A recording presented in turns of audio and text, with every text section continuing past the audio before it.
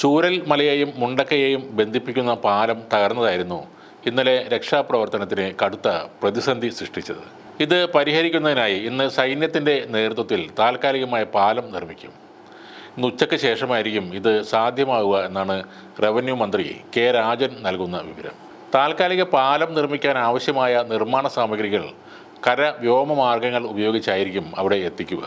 85 അടി നീളമുള്ള ബെയിലി പാലം നിർമ്മിക്കാനാണ് പദ്ധതി. അത്യാവശ്യ സാധനങ്ങൾ എത്തിക്കാനുള്ള ചെറുവാഹനങ്ങൾക്കും മണ്ണുമാന്ത് യന്ത്രത്തിനും കടന്നുപോകാനാകുന്ന വിധത്തിലായിരിക്കും ഇതിൻ്റെ നിർമ്മാണം. നിലവിൽ ഉരുൾപൊട്ടിയ പ്രദേശത്ത് കാലാവസ്ഥ അനുകൂലമാണ്. ഇത് പ്രതികൂലമായാൽ പാലം നിർമ്മാണം എങ്ങനെ പുരോഗമിക്കും എന്ന കാര്യത്തിൽ ആശങ്ക നിലനിൽക്കുന്നുമുണ്ട്.